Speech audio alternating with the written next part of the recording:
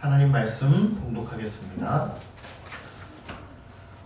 요한복음 20장 16절부터 18절까지의 말씀인데요. 제가 봉독하겠습니다. 예수께서 마리아야 하시거늘 마리아가 돌이켜 히브리 말로 라보니 하니 이는 선생님이라는 말이라. 예수께서 이르시되 나를 붙들지 말라. 내가 아직 아버지께로 올라가지 아니하였노라. 너는 내 형제들에게 가서 이르되 내가 내 아버지 곧 너희 아버지 내 하나님 곧 너희 하나님께로 올라간다 하라 하시니 막달라 마리아가 가서 제자들에게 내가 주를 보았다 하고 또 주께서 자기에게 이렇게 말씀하셨다 이르니라. 아멘. 기도하겠습니다.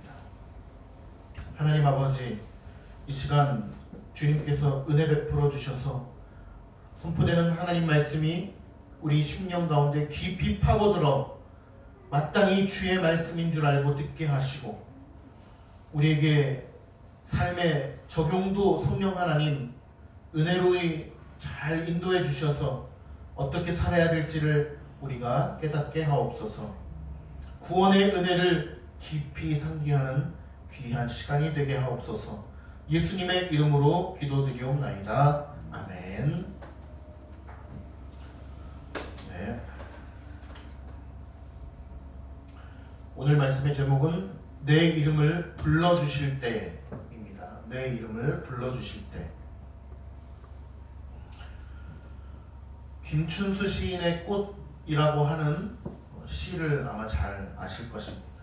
그 시의 첫 번째 문장은 이런 것입니다.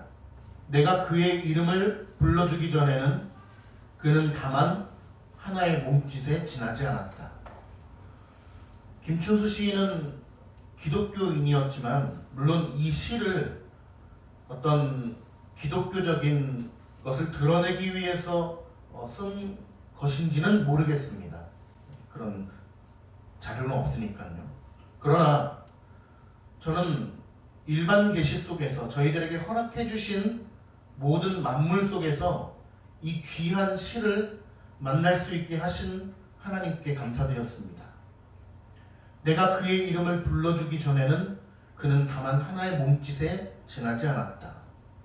우리는 마땅히 이 문장을 보면서 하나님과 나와의 관계를 연상할 수 있습니다.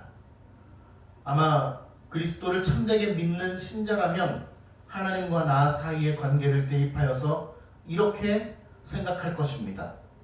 하나님께서 내 이름을 불러주시기 전에는 다만 나는 그 다음 뭘까요? 각자 생각하셔도 될 것 같아요. 저는 이렇게 적어봤어요. 온 우주 만물 속에 단 하나의 먼지에 불과하다 라는 생각을 해보았습니다. 아무것도 아니라는 뜻이죠. 하나님께서 내 이름을 불러주시기 전까지는 나는 아무것도 아니다. 이것은 주 말씀 안에서 참된 은혜를 받고 경험하며 거듭남을 경험하는 사람들이 공통적으로 느끼는 것입니다. 내 인생 가운데 하나님께서 내 이름을 불러주시지 않는다면, 하나님께서 내 인생에 동행해 주시지 않는다면 아무것도 소용이 없다라는 사실을 가슴속 깊이 깨닫게 되는 것이죠. 오늘 본문 속에서는 예수님께서 누군가의 이름을 불러주십니다. 그 여인의 이름은 바로 마리아입니다. 16절 보시겠어요? 예수께서 마리아야 하시거늘 마리아가 돌이켜 히브리 말로 라보니, 히브리 말로 이렇게 나와 있다고 하는데요. 이게 쉽게 얘기하면 뭐냐면 외래어입니다. 외래어. 예를 들면 에어컨, 컴퓨터 이런 게 외래어인데 우리나라 말로 정착이 된 것처럼 외래어가 히브리 말로 정착이 된 것입니다. 쉽게 얘기하면 랍비 아시죠? 랍비어 이런 말 들어보셨죠? 라보니, 리보니, 랍비 이렇게 같이 쓰이는 말입니다. 라보니라고 하니까 이는 선생님이라고 하는 뜻이다라고 오늘 친절하게 설명하고 있습니다. 오늘 우리가 인식할 수 있는 것은 예수님께서 마리아야 라고 불러주셨다는 것입니다. 그런데 오늘 불러주신 예수님의 음성은 굉장히 특별한 음성입니다. 그간 같이 다닐 때도 예수님께서는 수도 없이 마리아를 부르셨을 것입니다.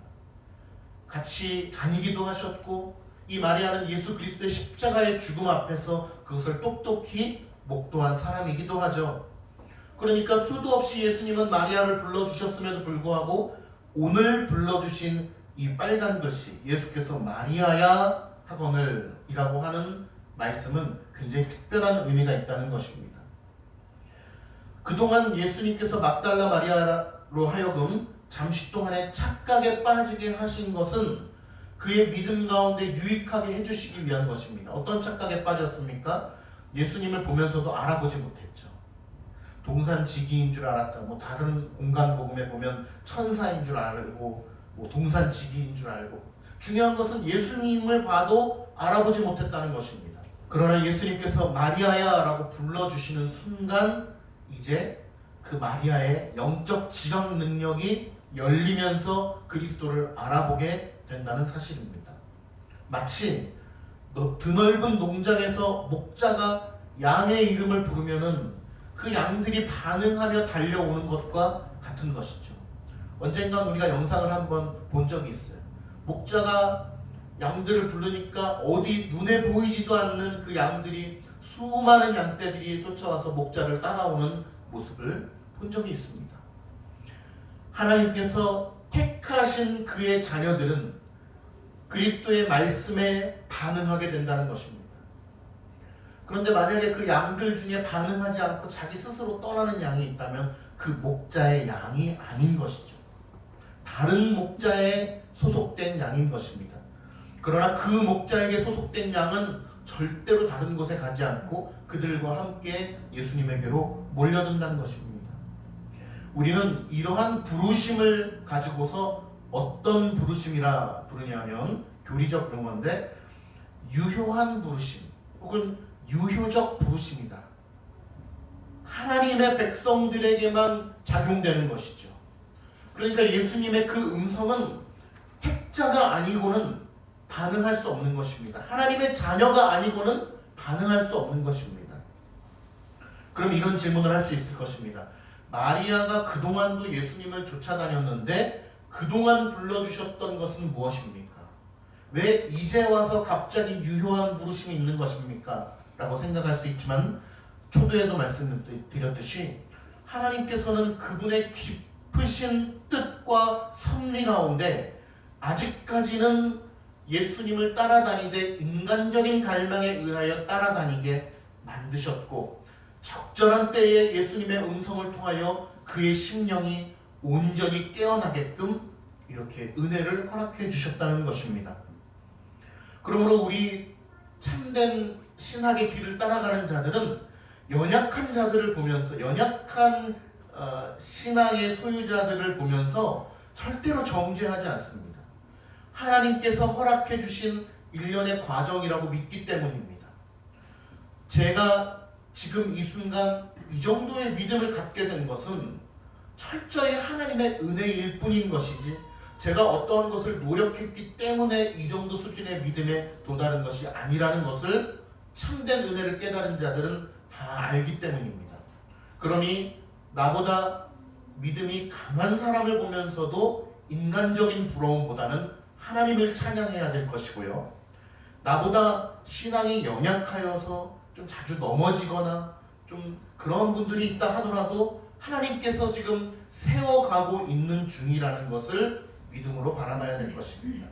그 모든 사람 가운데 우리가 바라보고 감사하고 찬양을 올려드려야 될 분은 바로 하나님이시요, 우리가 붙들어야 될 것은 하나님의 은혜라는 사실입니다. 다윗이 훌륭해서 성경에 그렇게 기록된 것이 아니라 하나님의 은혜가 대단한 것입니다. 아브라함이 대단해서 믿음의 조상이 된 것이 아니고 하나님의 은혜가 대단한 것입니다. 바울이 대단해서 사도가 된 것이 아니고 하나님의 은혜가 그를 인도했기 때문인 것입니다. 우리 역시 주님의 음성에 반응하는 사람인 줄 믿습니다. 최소한 이 자리에 나와서 오늘 안 나오신 분을 제가 뭐라고 하는 게 아니고 우리 사랑가득교회에 속하여서 주의 말씀을 듣고 예수 그리스도를 믿는 믿음으로 살아가는 모든 우리 성도님들, 우리 교회뿐만 아니라 또 다른 교회도 포함이죠. 주님의 음성을 듣고 따라가는 모든 자들은 하나님의 자녀인 줄 믿습니다. 그리스도의 음성에 반응하는 자들은 하나님의 자녀인 줄 믿습니다. 오늘 그 목자의 음성이 마리아의 마음속을 파고들어가지고 그의 심령 가운데 여러 가지 작용을 일으켰는데, 첫 번째는 그의 눈을 열어주었다는 것입니다. 알아보지 못했던 그리스도를 알아보게 된 것입니다. 눈을 열어주었다. 요한복음의 일관된 주제 중에 하나인 그리스도의 영광을 본다라고 하는 주제, 제가 늘 말씀드리지만 그리스도의 영광을 보시기를 축복합니다. 그랬을 때 그런 추상적인 것을 눈으로 어떻게 보는가, 그게 말이 되는가 라고 생각하는 사람이 있는 반면에 나는 그리스도의 영광을 봤어, 나는 하나님의 영광을 보았습니다. 그 내적인 성령의 조명하심에 의한 내적인 확신이 너무나 강해서 내 인생을 송두리째 하나님 앞에 올려드리는 믿음의 고백을 하게 되는 것이죠.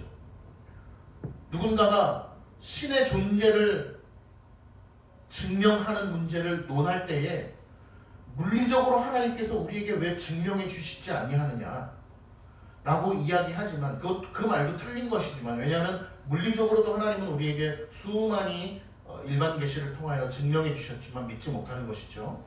그러나 여러 가지 방법을 통해서 우리에게 증명해 주셨음에도 불구하고 우리는 믿지 못합니다. 그것은 왜냐? 그리스도께서 아직 우리의 이름을 불러주시지 않은 사람들에게 나타나는 것이라는 거죠. 아직 하나님께서 그의 이름을 불러주시지 않은 자는 어떤 것을 본다 하더라도, 하나님이 직접 내려와서 나에게 말씀해 주신다 하더라도 그것을 볼 수 없는 것입니다. 유대인들의 모습을 통해서 우리는 그것을 잘 알고 있지 않습니까? 그러나 하나님께서 그의 이름을 불러주심으로 말미암아 눈이 열리는 자는 나는 하나님의 영광을 보았다. 그 성령의 조명하심에 의한 내적 확신으로 말미암아 내 인생을 송두리째 드리게 되는 것입니다. 그 내적 확신은 물리적인 외적인 확신보다도 비교할 수 없을 정도로 강한 것입니다. 확실한 것입니다. 그러니 어떠한 체험이라든지 경험이라든지 어떤 외적으로 겪은 것이 우리의 믿음을 보장해 주는 것이 아닙니다. 오히려 말씀을 통하여 성령의 조명하심 가운데 우리의 내적 확신이 하나님의 영광을 보게 만드는 것이죠. 사도 바울도 하나님을 본 적이 없습니다. 다윗도 하나님을 본 적이 없습니다. 아브라함은 하나님을 본 적이 있나요? 물론 모세는 떨기나무 앞에서 하나님을 대면했지만 영이신 하나님을 물리적으로 보지 않았습니다. 오직 그의 말씀이 자신의 심령들을 파고들었고 성령 하나님의 조명하심에 의하여 그 내적 믿음의 확신 가운데 아버지의 말씀을 따라가게 되는 것이죠. 두 번째는 예수님께서 마리아의 이름을 불러주심으로 말미암아 그녀의 모든 지각을 일깨워 주셨다는 것입니다. 그러니까 눈으로만 예수님을 바라보고 예수님이구나 라고 끝나는 것이 아니라 모든 지각이 그리스도를 향하여 열림으로 말미암아 즉시 자신의 모든 인생을 송두리째 그리스도에게 의탁하게 되는 것입니다. 그럼 그것을 어떻게 알 수 있냐? 앞으로 우리는 이야기를 알기 때문에 알 수 있는 것도 있지만, 라보니라고 하는 말은 그냥 지나가는 사람을 부르는 어이 선생님 이것이 아니라 예 선생님 내가 당신의 말씀에 순종하겠습니다 라고 하는 순종의 의미까지 포함되어 있기 때문에 그렇습니다. 세상에는 어이 선생님이라고 부르는 그리스도인들이 얼마나 많습니까? 어이 하나님, 하나님 그리스도 내가 잘 알죠. 그러나 그의 말씀에 순종하기를 간절히 바라는 참 믿음의 사람을 보기가 힘든 세상에 살고 있지 않습니까? 그러나 막달라 마리아가 라보니라고 부르는 것은 내 선생님 내가 당신 말에 순종하겠나이다. 라는 말까지 포함되어 있는 것이죠. 우리는 마리아를 불러주신 그 모습을 통해서 부르심이라고 하는 모습을 생각해 볼 수 있습니다. 여러분, 그리스도께서 삼위 하나님께서 여러분들을 불러주셨기 때문에 이 자리에 나와 있는 것입니다. 불러주셨기 때문에 여러분들이 그리스도를 믿을 수 있는 것입니다. 불러주지 아니한 자는 그리스도를 믿을 수 없는 것이죠. 우리가 알 수 있는 것은 하나님을 아는 참된 지식을 얻는 유일한 길은 바로 하나님께서 우리의 이름을 유효하게 불러주시는 방법 외에는 없다는 것입니다. 이 세상에 그 어떤 방법으로도 하나님을 찾을 수 없고 하나님을 알 수 없고 하나님에 대하여 연구할 수 없다는 사실입니다. 하나님께서 우리의 이름을 불러주실 때 마치 꽃이라는 시의 앞문장처럼 하나님께서 나의 이름을 불러주시기 전에는 나는 아무것도 아니다 라고 하는 고백이 모든 성경의 인물 가운데 일관된 고백이었고, 지금도 역시 그리스도를 참되게 믿는 자들의 삶의 신앙 고백이 되는 것 아니겠습니까? 누구에게나 들리는 것이 아니라 하나님 아버지께서 자기에게 주신 그리스도께서 말씀하시는 거죠. 하나님 아버지께서 자기에게 주신 자들에게만 그 음성이 들린다는 것입니다. 택자들을 향하여.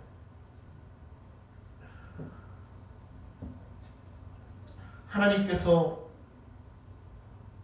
완전히 우매하고 완전히 질식해버린, 완전히 눈멀어 있는 마리아를 하나님께서 자신의 영으로 비추어 주시사, 캄캄한 곳에서는 우리가 글씨를 읽을 수 없지만 빛이 비추어져야 글씨를 읽을 수 있는 것처럼, 눈멀어 있는 상태에서는 하나님을 볼 수 없지만 그분의 영이 우리에게 비추어 주실 때에 우리는 비로소 그분을 볼 수 있다는 것입니다.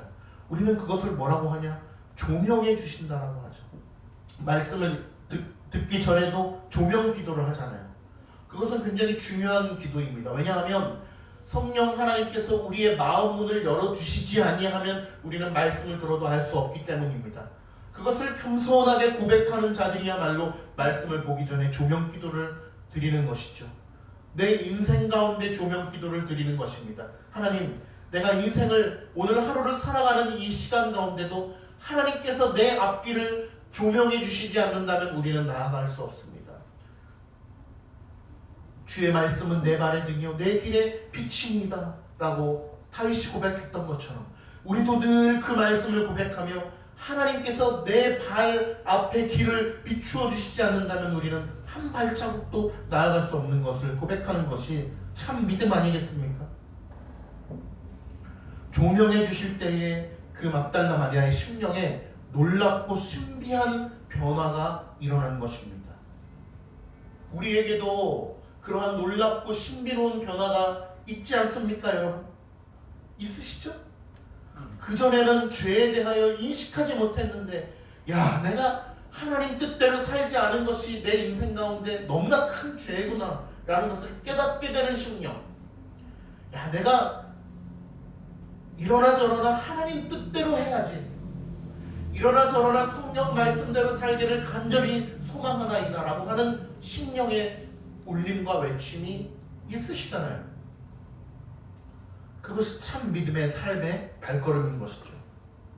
우리는 막달라 마리아의 예를 통해서 알 수 있는 것은 하나님께서 지금 그분의 말씀으로 우리를 초대하고 있는, 믿음의 길로 부르고 있는 모든 성도들이여 즉각적으로 반응하고 순종하시기를 주님의 이름으로 축원합니다. 아멘.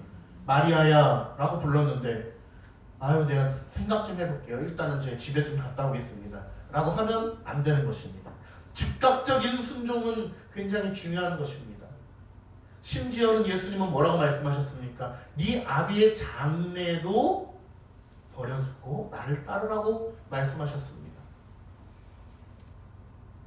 17절 보실까요?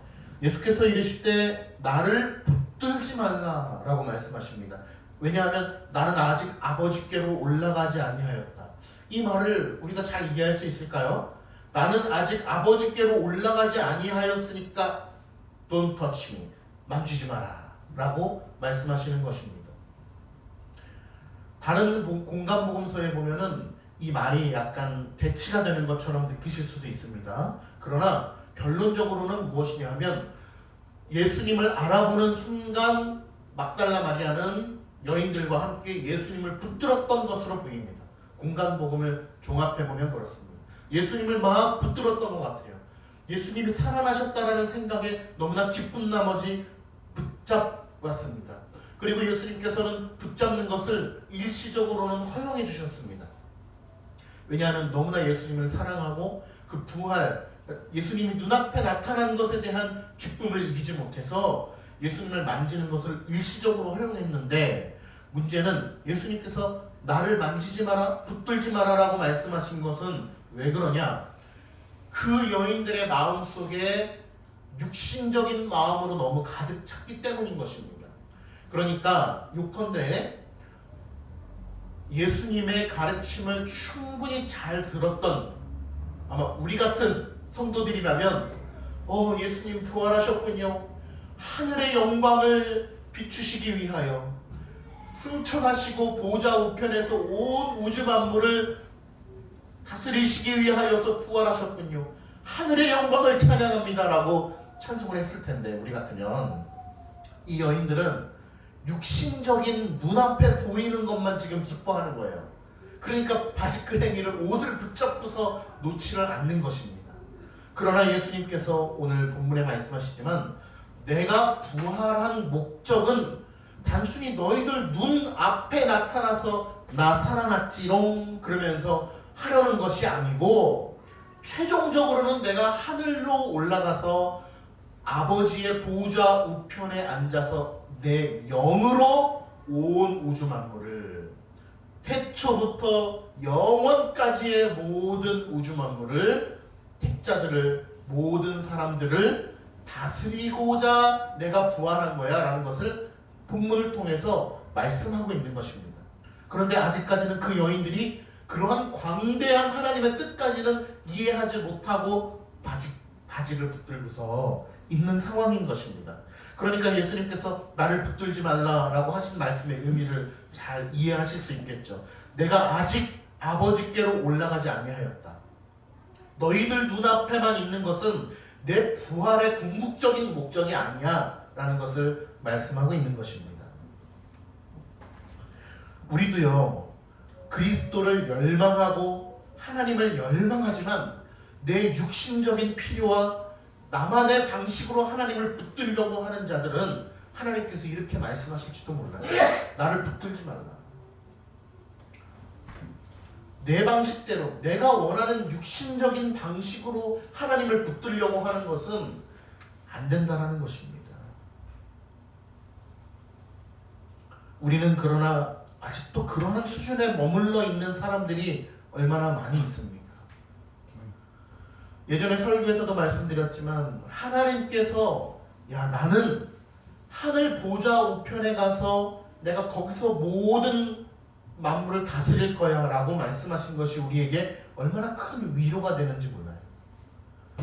그리스도께서 지금 제자들이 볼 때 부활하신 것 자체만으로도 굉장히 위로가 되지만, 만약에 그리스도께서 이 땅의 정치적인 이유로, 이 땅의 물리적인 힘으로 이 땅을 다스리고자 부활하셨어 라고 하는 것에 위로를 얻는 사람이라면 지금 부활하셔서 내 눈앞에 있어야지만 위로가 되겠죠. 그러나 하늘 영광, 그 무한하신 광대하신 하나님의 섭리를 이해하는 자는 오히려 하나님께서, 예수 그리스도께서 승천하셔서 아버지 보좌 우편에 앉아 계신 것을 이해하고 그것을 더 기뻐하게 되는 것입니다. 부활의 완성과 목적에 대해서 우리에게 설명해 주시고 계신 것입니다. 여러분, 예수 그리스도께서 하나님 보좌 우편에 앉으셔서 그의 영으로 무소부지하신 그 능력으로 우리의 모든 것을 다스리고 계시다는 것이 얼마나 큰 위로와 소망이 되는지를 몰라요. 그 신비로운 비밀을 아는 자들은 인생 가운데 염려와 걱정이 없게 되는 것입니다. 왜? 예수 그리스도께서 지금도 그 무한하신 능력으로 나의 머리털까지 세심받으시며 나의 인생길을 인도하시고 내 앞길도 아시고 내 마음속 깊은 곳까지도 감찰하시는 주의 성령을 통하여 우리의 길을 인도해주고 계시기 때문입니다. 그러니 우리는 염려하지 말라라고 하는 그리스도의 말씀이 우리에게 참 하나님의 말씀으로 다가올 수밖에 없는 것입니다.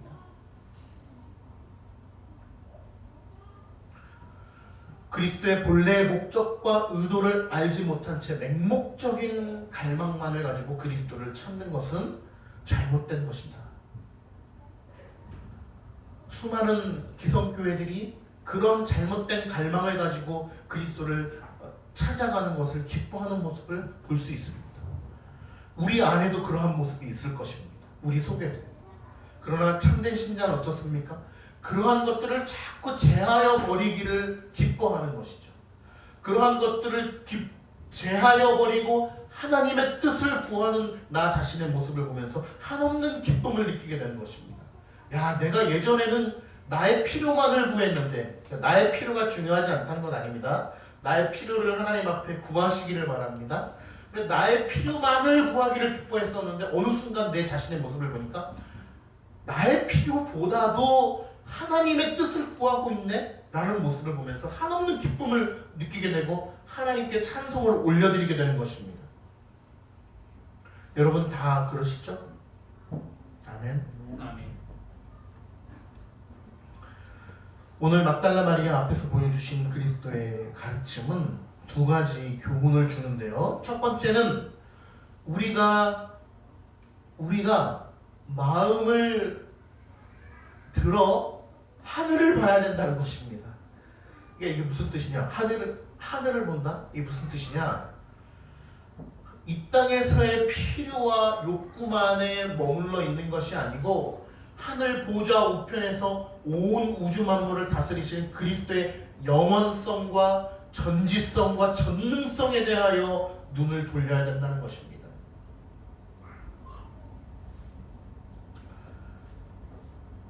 이 나라의 현실 앞에서도 우리는 가장 먼저 명심해야 될 것은 그리스도께서 이것을 관할하고 계시다는 것입니다. 바이러스의 입자 하나까지도 다 주께 속하여 있습니다.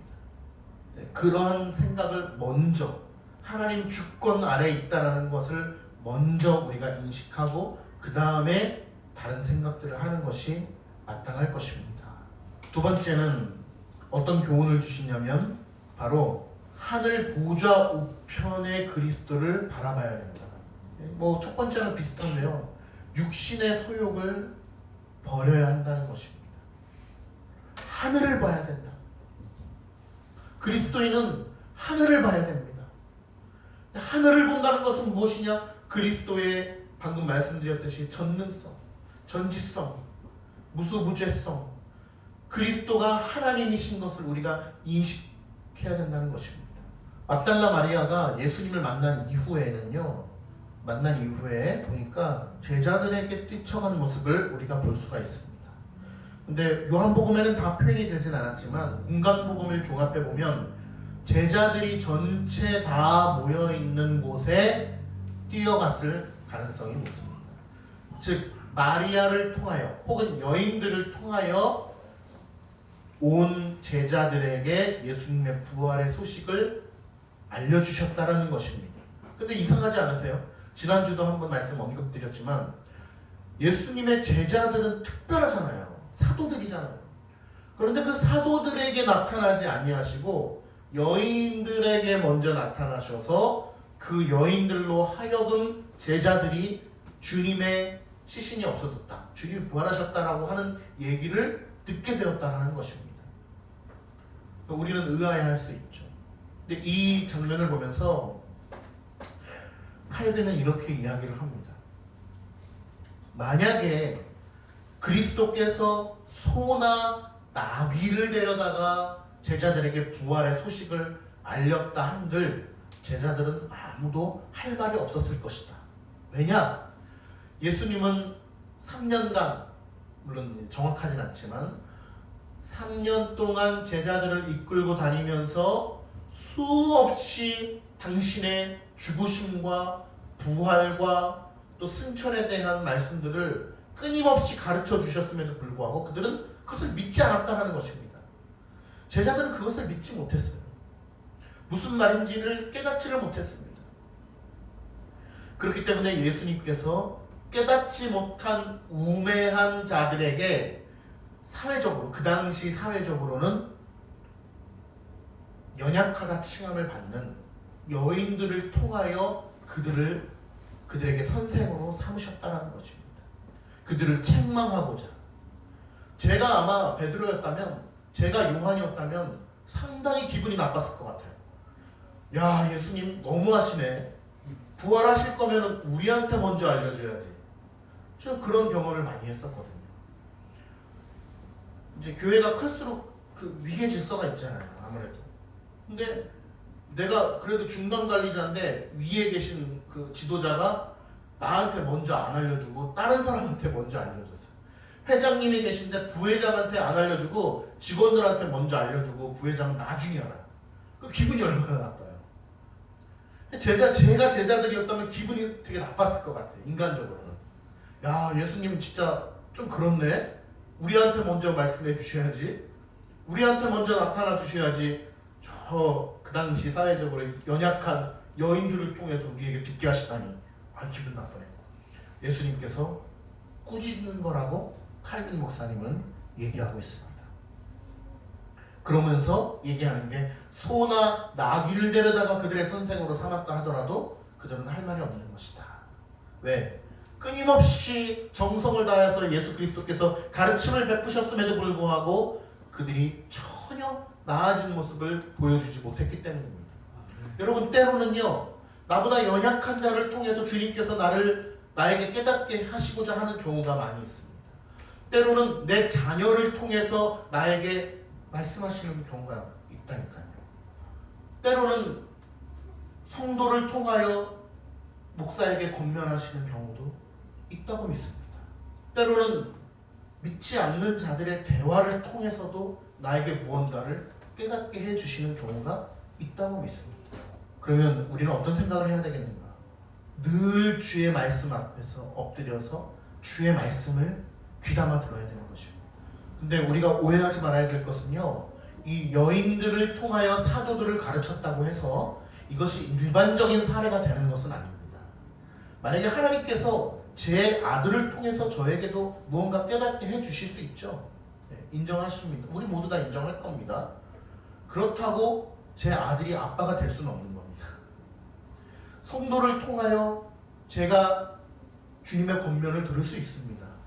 그렇다고 해서 그 성도가 목사의 자리에 와야 되는 것은 아니죠. 이것이 일반적인 사례는 아니라는 것입니다. 성경의 특수한 사례입니다. 이런 사례를 들어서 어떤 여성 안수 같은 문제들을 좀 근거로 삼는 사람들이 있는데 그것은 잘못된 것이다. 특별한 은혜다라고 하는 것을 말씀을 드립니다. 이 여인들과 사도들 중에 누가 더 뛰어나냐? 사도들이 너무나 우매했기 때문에 하나님께서 여자들을 통하여 책망하셨는데 그럼 여인들이 더 뛰어난 것 아니냐? 그렇게 생각할 수는 없습니다. 왜냐하면 그 판단은 하나님께서 하시는 것입니다. 그러나 중요한 것은 이 사도들이 더 호되게 책망을 받는 것은 사실입니다. 만약에 여러분과 제가 똑같이 잘못한다면, 주님 앞에서 잘못한다면 제가 더 호되게 주님 앞에 책망을 받게 될 것입니다. 그것은 마땅한 일이죠. 그리스도의 말씀으로 말미암아 충분히 양육받은 여러분들이 다른 말씀으로 양육받지 못한 자들과 비교했을 때 더 못하다면 그리스도 앞에 책망을 받게 될 것입니다. 예수님께서 이런 말씀하세요. 내가 곧 하나님께로 올라간다, 이런 말씀을 하십니다. 올라간다라고 하는 단어는 굉장히 중요한 것인데, 왜냐하면 이 사람들에게 참된 위로와 소망을 주시기 위함입니다. 제가 누차 강조드리지만 이스라엘 백성들은 하나님에 대한 인식이 있잖아요. 하나님이 얼마나 영원하시고 무한하신 분인지를 안단 말입니다. 그런데 그리스도께서 계속해서 말씀하시고자 하는 것은, 야, 걱정하지 마. 내가 하늘 보좌 우편, 하나님 옆으로 가는 거야 라고서 말씀을 해주고 있는 것입니다. 왜냐하면 이스라엘 백성들에게 제자들에게 위로해 주시고자 하는 거예요. 걱정하지 마. 나 올라간다고 슬퍼하지 마. 왜? 하나님 옆으로 가는 거야. 하나님 옆에서 내가 무한한 능력으로 너희들을 지켜보고 있을 거야 라고 말씀해주고 있는 것입니다. 그러니까 사람들로 하여금 하늘 이외의 다른 곳에서는 어떠한 복을 구하지 않도록 하기 위하여서 계속해서 나는 하늘로 간다라는 것을 말씀해주고 있는 것입니다. 하늘 보좌로 가는 것이 우리에게 얼마나 위로와 소망인지를 우리가 다시 한번 깨달을 수 있는 것이죠. 그분은 그 자리에서 아니 계신 곳이 없는 그 무한하신 능력으로 우리를 다스리고 있는 것입니다. 그러므로 여러분, 그리스도께서 우리를 다스리고 계시니 너무 실망하지 마시길 바랍니다. 참 소망과 위로 가운데 거하시기를 간절히 축복해요. 그리스도께서 하늘 보좌 우편에서 지금도 우리를 눈동자같이 지키시고 다스리고 계시니 너무 두려워하지 마시기를 주님의 이름으로 축원합니다. 아멘. 말씀을 맺으려고 합니다. 그리스도께서 하나님을 향하여 이렇게 말씀하십니다. 17절 후반절에 보니까 내 아버지 곧 너희 아버지 내 하나님 곧 너희 하나님께로 올라간다 이렇게 말씀하세요. 내 아버지 곧 너희 아버지 내 하나님 곧 너희의 하나님께로 올라간다. 하나님의 귀한 섭리를 이해하고 있는 자는 이 말씀이 정말 큰 위로가 될 줄 믿습니다. 그 당시에도 하나님의 깊으신 귀한 진리를 깨달은 제자들은 이 말이 정말 영원한 위로가 되었을 줄 저는 믿습니다. 그런데 예수님과 우리 사이에 차이가 있어요. 그 차이는 무엇이냐 하면 예수님은 본성상 하나님의 아드님이세요. 본질 자체, 본성 자체가. 그런데 우리는 뭐예요? 원래 본성상 하나님의 자녀가 아니죠. 사탄의 자녀죠. 본성상.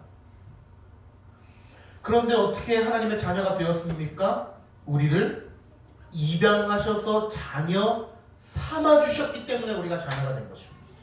그럼에도 불구하고 그리스도께서는 오늘 하나님 아버지를 지칭하면서 내 아버지 곧 너희의 아버지다.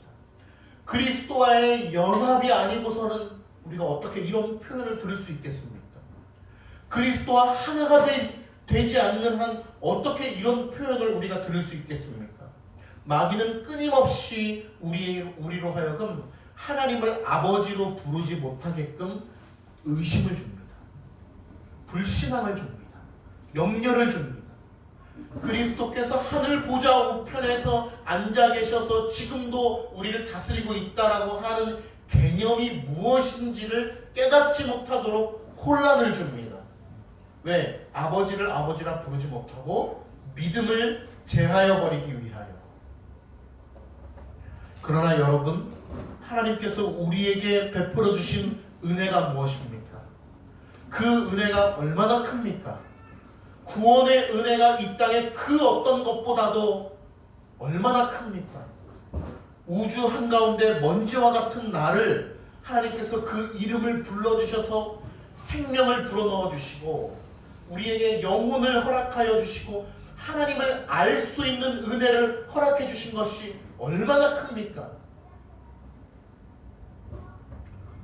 내가 그의 이름을 부르기 전에는 그 꽃이 아닌 것처럼 하나님께서 내 이름을 불러주시고 생명을 수여해 주시기 전까지는 나는 아무것도 아닌 존재인데 나를 이름을 불러주시고 나에게 하나님의 영으로 말미암아 생명을 불어넣어 주셔서 하나님을 인식할 수 있는 생명을 허락해 주신 이 생명이 얼마나 고귀합니까?